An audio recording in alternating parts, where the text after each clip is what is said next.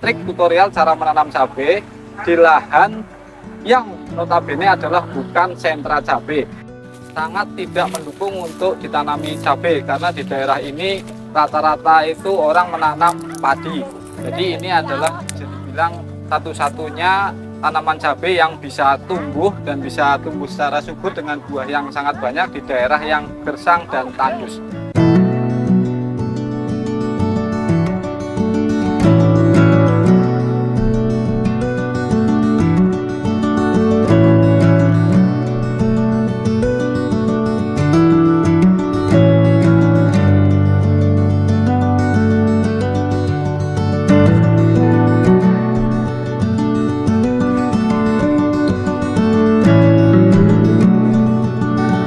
Selamat pagi pemirsa semuanya. Di pagi yang cerah ini kita berada di wilayah Salam Kanci, Bandongan, Magelang, di mana ini ada sebuah tanaman cabai yang menarik perhatian. Jadi tanamannya sangat bagus sekali di musim yang kemarau, menjelang kemarau ini dengan kekurangan air tentu saja, dan ini adalah lahan yang sangat tidak mendukung untuk ditanami cabai karena di daerah ini rata-rata itu orang menanam padi. Jadi ini adalah bisa dibilang satu-satunya tanaman cabai yang bisa tumbuh dan bisa tumbuh secara subur dengan buah yang sangat banyak di daerah yang gersang dan tandus. Nah, di sini kita mencoba untuk membuka rahasia dan beberapa trik tutorial cara menanam cabai di lahan yang notabene adalah bukan sentra cabai.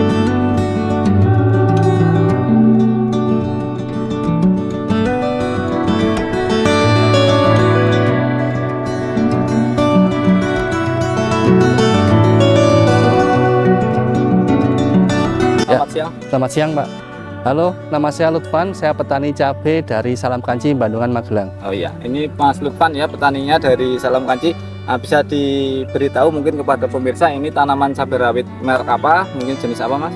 Untuk cabai rawit ini saya menggunakan varietas Halbaru dari Halbanero. Halbaru ya, ini berarti tipenya adalah merunduk ya? Iya. Terus ada lagi mungkin di lahan yang satunya atau ada yang lagi? Ada lagi yang di atas itu kaliber, roket, campur, itu ada serasi juga. Oh, ada berapa macam-macam varietas ya. Jadi Mas Lutfan itu mencoba menggunakan banyak merek untuk uji coba di daerah yang belum banyak ditanami cabai.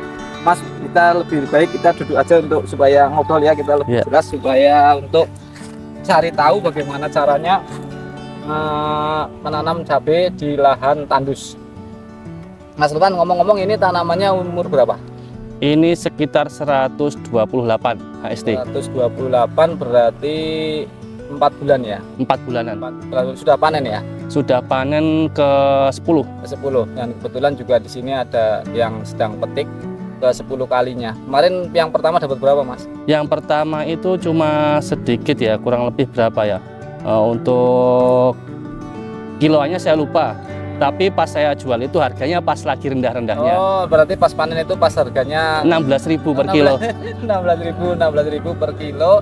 Sekarang mungkin agak naik ya? Sekarang lumayan, semalam itu nyampe 55 per kilo. Oh, 55.000 ya. Saya lihat juga ini kok yang merah sudah sedikit, berarti kemarin habis dipanen juga. Iya. Nah, untuk cabai Halbaru ini dari tengkulak atau pengepulnya itu, kalau untuk panen itu dia semburat merah, jadi tidak terlalu matang. Oh, jadinya minta panennya itu lebih hasil. Lebih hasil ya. Jadi interval maksimal itu 3 hari sudah panen. 3 hari ya sudah panen ya. Tapi ya. Nah, ini beberapa ini kan pemirsa mungkin akan lebih tahu ya nanti bagaimana. Saya lihat ini di daerah ini kok tanahnya itu sangat tandus sekali ya, sangat gersang. Maksudnya warnanya juga merah. Mungkin ini termasuk tanah lempung tapi kok bisa bagus.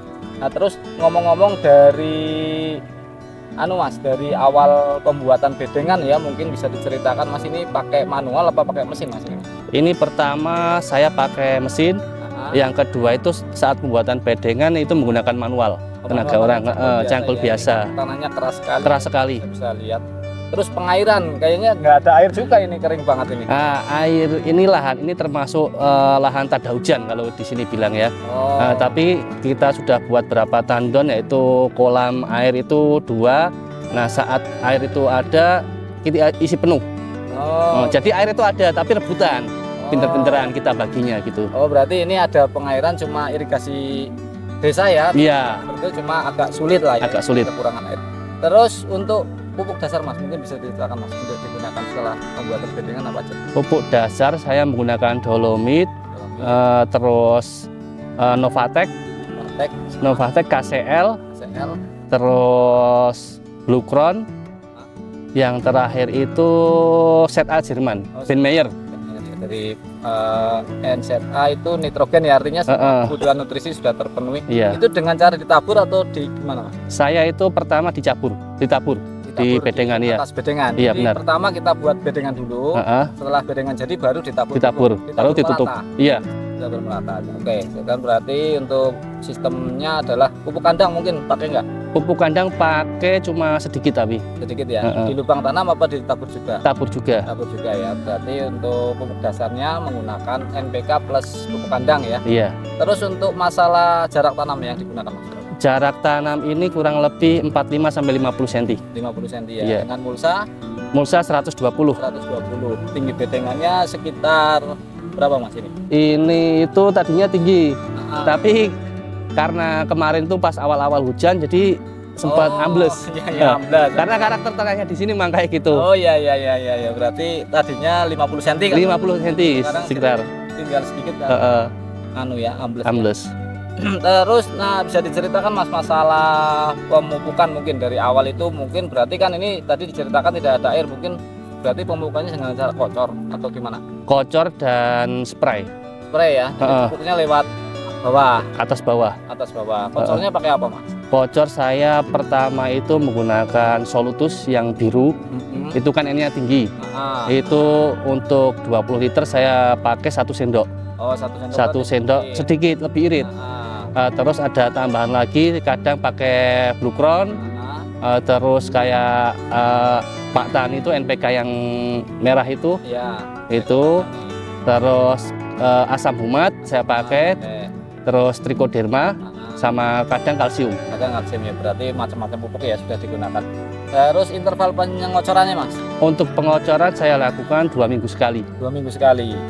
2 minggu sekali harus ngocor. Per tanaman kasih berapa?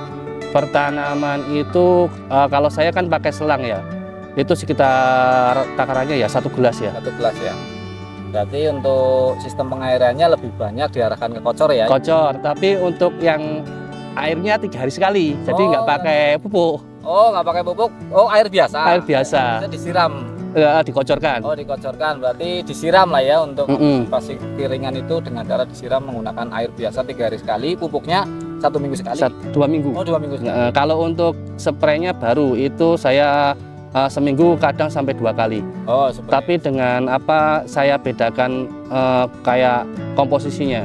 Oh, pupuk pakai Kebanyakan saya pakai Benmeyer. Kayak yang apa itu yang kecil-kecil Vertilon. Oh, berarti nutrisinya dari daun juga ada? Daun ada. Jadi seumpama yang 3 hari pertama itu saya pakai Vertilon, Plasfoliar Kombi.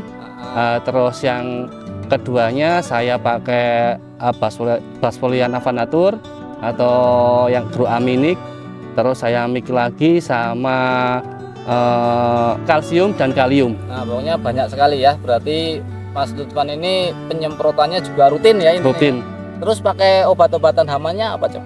Hamanya ya kayak Abamectin, Emamectin ya untuk ulat kayak gitu-gitulah standar-standar. Nah, untuk fungisidanya mungkin? Fungisida, Mancozeb, terus yang paling utama itu saya jamurlang. Oh, jamurlang pakai ya. Azol, golongan azol ya. Nah, golongan jamurlang pakai. Jadi Mas Lutfan ini secara pengetahuan menanamnya ini sudah bagus ternyata. Jadi bisa apa namanya mensiasati bagaimana caranya lahan gersang ini ditanami cabai kok bisa tumbuh. Terus ini Mas Lutfan ngomong-ngomong ini udah nanam cabai berapa kali Mas? Kalau di sini baru 1 kali. Baru 1 kali. 1 kali karena lahan percobaan. Di sini itu sebelahnya itu tadinya ditanam cabai juga. Itu full 98 bule semua kebini. Berarti memang di sini jarang ya yang jarang. Rata-rata daerah sini nanamnya apa berarti? Padi sama kalau ya paling singkong ya. Berarti biasanya Mas di daerah ini tanami padi sama singkong. Mas Lutfan ini bisa dibilang adalah pertama kali ya artinya? Pertama kali. Ya ada beberapa tapi ala ora. Ibaratnya kalau orang Jawa gitu kan nanam tinggal, udah panen sedapatnya. Panennya nggak banyak. Nggak banyak. Jadi ini adalah salah satu contoh mungkin ya bisa Mm-mm. dibilang. Terus kalau kayak gini Mas, ada nggak tetangga yang kepingin nanam kayak Mas Lutfan seperti ini, ada nggak? Ya banyak banget. Karena kalau saya panen tuh pasti saya gelar tuh, saya taruh di depan rumah tuh orang pada nanyain, wah enaknya pas harga tinggi gitu kan, pada nanya gitu kan, modalnya berapa dan segala macam. Terus saya bilang tuh yang penting kalau mau nanam cabai itu telaten, jangan terlalu banyak, terus interval berapa bulan tuh nanam. Jadi salah satu tanaman cabai itu ada yang kena harga gitu. Ya. Berarti ini memang masyarakat di sini masih jarang ya? Masih jarang banget. Istilahnya kalau Mas Lutfan panen cabai itu do gumun istilahnya. Gumun. Loh, kok iso panen padahal tanah gue tanduri telo nggak jadi kok ini kok bisa panen seperti itu ya? Iya. Ada nggak yang terus tanya sampai detail berapa biayanya begitu, ada nggak? Iya ada. Tetap ada ya? Ada. Terus obatnya apa, anunya apa, ada juga orang yang minat untuk menanam. Ada, tapi kalau untuk nanam cabai itu orang pertama tuh takut dengan modal, Mas. Oh ya. Pasti gitu, karena ya kayak mulsa harganya mahal kan, pengolahan lahan, pupuknya juga mahal, jadi banyak pertimbangan kalau menanam cabai itu. Apalagi tanya di sini kan bisa dilihat kayak gini. Ya. Terus untuk berarti modal itu ini tanaman berapa ngomong-ngomong? Kalau untuk hal baru ini kurang lebih ya 1.000 batang ya kurang lebih ya. 1.000 batang. Jadi total luasan dengan tanaman yang merek lain mungkin ada? Merek lain ya sama, satu peta ini ya 1.000 batang. Berarti totalnya ada Kurang lebih itu 4.500-an ya. 4.500-an. Sekali tanam langsung 4.500 dengan gambling istilahnya. Jadi apa enggak itu belum tahu ya pada saat Belum tahu. Yang penting mantep aja. Yang penting mantap aja. Dengan penanaman segitu kira-kira modal yang diperlukan berapa sebenarnya? Ya untuk saya boros-borosnya ya itu sekitar hampir 30 juta ya kurang lebih ya. 30 juta ya? Iya, karena kan lahan juga ngontrak dan kita juga beli kayak mesin semprot itu kita beli baru. Jadi yang membekas di situ modal awal. Oh, termasuk lanjaran. Ajir gitu kan baru. Itu sudah termasuk sama tenaga kerjanya? Tenaga kerja sudah. Sudah. Tapi belum termasuk tenaga panen ya? Belum itu sendiri. Karena awal-awal tuh saya terjun sendiri, Mas. Jadi yang ngocor itu mulai umur 0 HST sampai 60 tuh saya. Setelah itu kan saya udah nggak sanggup kan karena ada kesibukan lain. Saya bayar tenaga. Oh, bayar tenaga berarti kurang lebih kalau saya hitung itu 30 juta dibagi 5.000 katakanlah ya, itu sekitar 6.000 per batang. Iya. 6.000 per batang ya, kurang Iya, lebihnya ya. kurang lebih segitu. 6.000 per batang. Nah, terus kemarin itu dapat berapa kilo terakhir petik? 3 hari sekali itu saya dapat naik turunnya itu sekitar 70-80 kilo dari 4.500 batang. Iya. Panenan keempat atau keberapa? Itu panenan ke antara 6-7 ya. 6-7 ya, sudah mendapatkan 70 kilo. Terakhir dapat harga Mas? Yang tadi malam harga 55.000, katakanlah di 70.000 aja sekali petik itu berarti 50.000, katakanlah 70 kilo kali 50.000 berarti dapatlah 3,5 juta ya. Iya, bersih ya? Bersih Ya, udah dipotong sama kerja yang 5 kilo katakanlah. Iya, Sudah dapat 3,5 juta. Nanti bisa nggak kira-kira ini 10 kali panen? Ya bisa, kalau lihat dari tanamannya bisa, karena setiap panen kita juga melakukan spray ya. Kocor juga kita rutin dari dengan penyiraman air biasa, dengan pupuk juga rutin. Ya pasti pertumbuhan bunga juga akan terus berlanjut. Nah, harusnya bisa ya? Bisa. Berarti kalau itu kan baru balik modal paling 10-an juta paling ya? Iya. Nah, 10-an juta masih kurang sekitar 20 juta. Ini nanti ditarget kepetikan berikutnya ini bisa awet mestinya ya. Terus gini Mas, ini kan saya lihat itu ada beberapa jenis merek ya. Saya keliling-keliling itu ada yang tipenya turun, ada yang tipenya naik, ada yang daunnya keriting, mungkin ada daunnya yang lebar. Itu Mas Lutfan itu pakai benihnya apa? Oh, saya campur-campur Mas. Yang untuk yang lahan ini hal baru. Terus atasnya itu saya pakai kaliber. Atasnya lagi ada roket, terus ada serasi juga. Oh, jadi banyak merek ya? Banyak merek campur. Jadi sekali nanam cabai langsung menggunakan banyak merek. Terus hasilnya mirip-mirip ya? Ya mirip-mirip sih, karena kan kalau benih dari pabrik itu udah diuji kualitasnya kan, jadi kita lebih mantep lah gitu. Terus ngomong-ngomong ini Mas Lutfan itu kan pertama kali nanam cabai. Ini nganunya belajarnya itu dari siapa? Oh saya banyak Mas. Saya tuh belajar dari ya yang lebih senior terutama ya. Terus saya juga melek ini ya perkembangan zaman, kayak media sosial saya juga ngikutin. Oh, berarti di YouTube, Facebook, kayak TikTok saya juga ngikutin. Jadi saya pelajari, oh ini kayak gini caranya, kayak gini untuk hama seperti ini ya. Kita belajar terus lah. Belajar terus. Jadi ada mentornya ya? Ada mentornya. Terus juga dari grup-grup pertanian mungkin di Facebook, di YouTube, di apa? Ada juga. Terus ini Mas Lutfan, sampean itu melihat benih itu kira-kira fanatik enggak terhadap satu merek tertentu atau enggak? Kalau saya nggak terlalu ya. Nggak terlalu ya. Yang penting itu perawatan sih. Yang penting perawatan tadi ya. Perawatan tadi yang kunci utama itu perawatan. Ya benih otomatis kan kalau dari pabrik sudah ya kita percaya kan sudah teruji lah. Tinggal perawatan saja. Tinggal perawatan saja. Terus ini Mas Lutfan, kalau misalnya itu ada nanti pemirsa itu pingin tahu, ingin membeli benih-benihnya itu bisa di mana Mas? Nah kebetulan saya juga ada toko online kan. Oh jadi Mas Lutfan itu buka toko? Buka toko juga. Buka toko tapi nggak offline lah, lebih ke online. Oh lebih ke online. Karena waktu terbatas juga kan di lahan juga. Nanti bisa didapatkan di situ. Oh ada ya? Ada, itu benih apa aja ada. Nama toko online-nya apa? Ontran Tani TV. Oh Ontran Tani TV. Jadi saya lihat juga kemarin pernah juga di YouTube ada ya? YouTube ada juga. Oh YouTube ada. Jadi untuk apa namanya promosinya itu lewat YouTube? Ya kita promosi itu lewat media sosial, nggak cuma YouTube, TikTok, Facebook juga kita promosi. Oh berarti untuk para pemirsa itu semuanya kalau mau beli itu bisa di tokonya Mas Lutfan itu ternyata punya toko.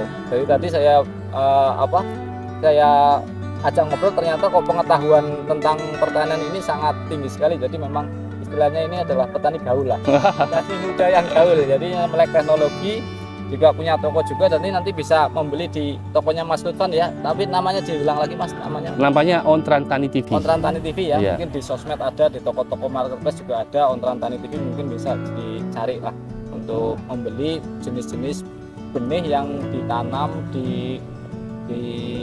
ditanam di daerah sini, di daerah Bandungan ini, dan terbukti hasilnya sangat bagus sekali.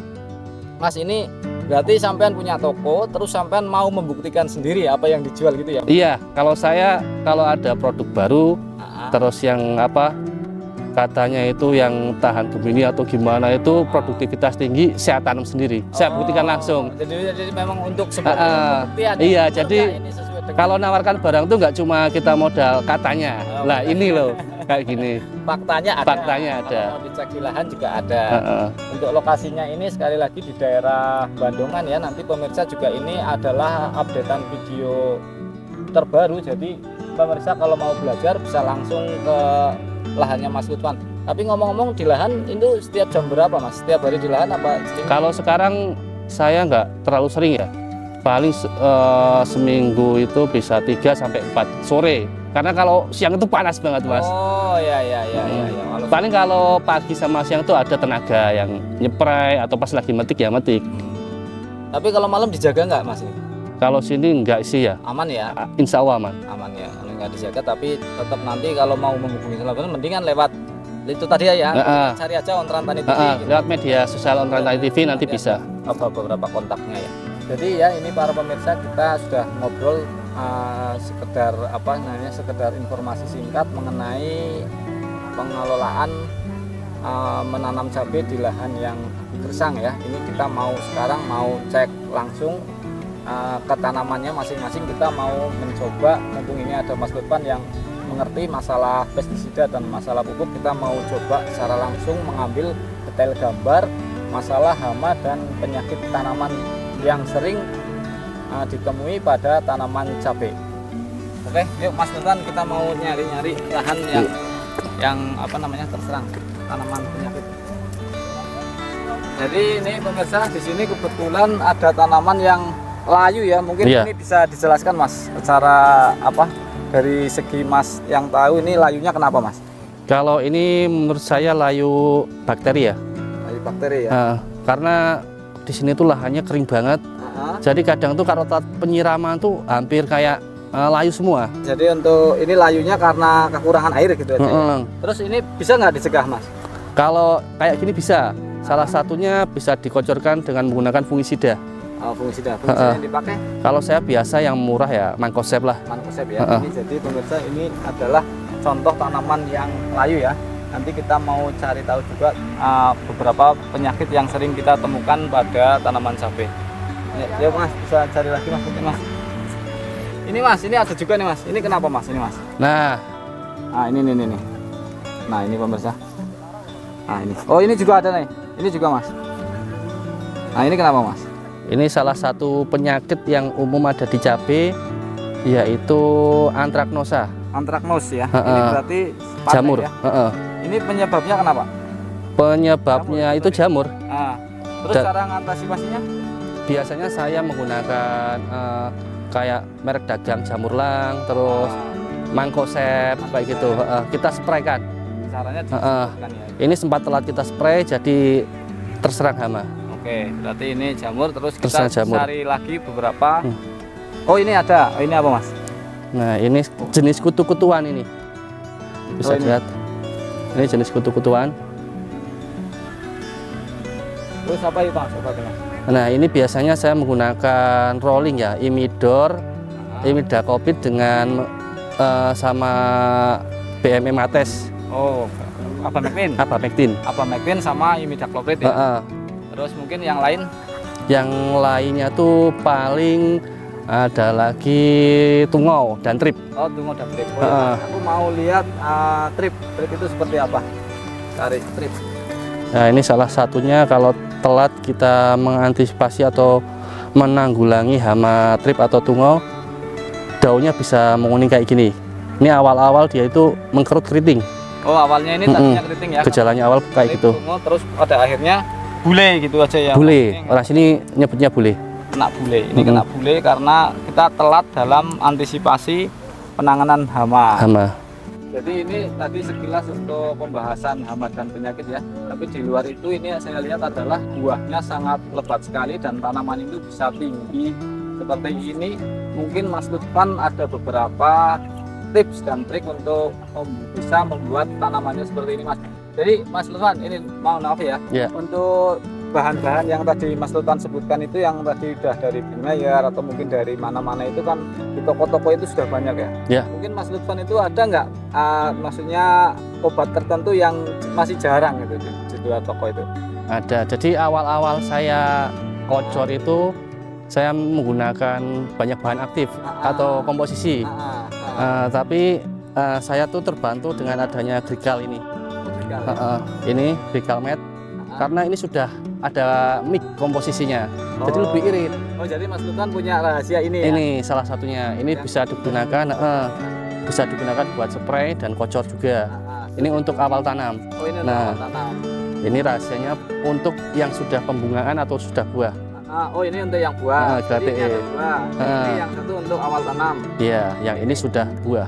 Cara penggunaannya gimana? Ini bisa dikocorkan dan bisa juga dispraykan. Terus interval nyemprotnya sama dosis yang diberikan berapa Mas untuk kocor? Untuk kocor sendiri kan kita biasa 2 minggu sekali. Dan untuk spray itu biasanya untuk bahan ini kita lakukan seminggu sekali.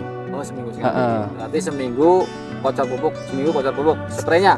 Spraynya itu kita menggunakan ini seminggu sekali juga. Karena yang seterusnya kan bahan aktif beda lagi. Oh, tapi berarti pengaplikasinya tetap bisa dicampur ya? Bisa dicampur. Bisa. Dengan pupuk lain juga bisa. Dengan bahan lain juga bisa. Oh, berarti ini adalah salah satu rahasianya Mas Lutfan nanam cabai di lahan tandus. Mas Lutfan, ini lahan punya siapa Mas? Ini kebetulan punya kakak saya. Oh, jadi bukan punya Mas Lutfan ya? Bukan. Jadi tapi ini masih satu daerah. Oh, satu lokasi ya? Lokasi ya. Ini dengan lahan yang sama, dengan bibitnya mungkin sama juga ya? Sama. Bibitnya sama ya, ternyata dengan perawatan yang berbeda itu hasilnya beda jauh sekali. Jadi perawatan dari Mas Lutfan itu mungkin nanti bisa ditiru ya untuk para pemirsa semuanya. Dari segi cara pengendalian hama, dari segi pengolahan lahan dan lain-lain. Mungkin bisa ditiru ya, karena ini sudah ada buktinya ya bahwa untuk benih yang sama dengan lahan yang berdekatan tapi perawatannya beda, hasilnya beda ya Mas ya? Beda banget. Beda, Mas, ya. Jadi pemirsa, ini bisa dilihat ya di lokasi sekitar dari lahannya Mas Lutfan. Di situ ada tanaman ketela. Terus ini juga di bawah-bawah ini ada mulsa yang belum ditanami. Tanahnya begitu kering sekali ya. Terus ini juga di sebelahnya itu ada tanaman cabai rawit yang tidak terurus, tidak terawat. Jadi rata-ratanya itu untuk daerah sini memang masih jarang ya untuk menanam cabai, dan cara budidayanya adalah ala kadarnya. Kalau budidayanya seperti ini tidak akan panen dan nanti malah modalnya tidak akan kembali. Jadi untuk para pemirsa semuanya mungkin bisa meniru ya caranya Mas Lutfan dari segi pengolahan lahan, dari segi penggunaan benih dan cara mengatasi hama dan penyakitnya, supaya jangan sampai terjadi kita sudah menanam seperti ini hasilnya nol.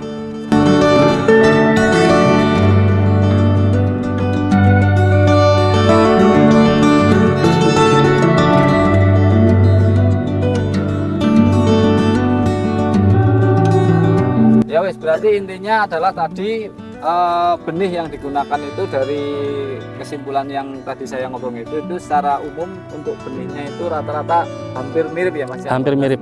Bagus ya semuanya. Bagus semua. Jadi pada prinsipnya adalah bagaimana cara yang kedua itu adalah pengendalian hama dan penyakitnya itu harus benar-benar tepat ya. Tepat, rutin ya. telaten lah, rutin. Ya. Terus juga ada juga pupuk ya, pupuk juga jangan dilewatkan.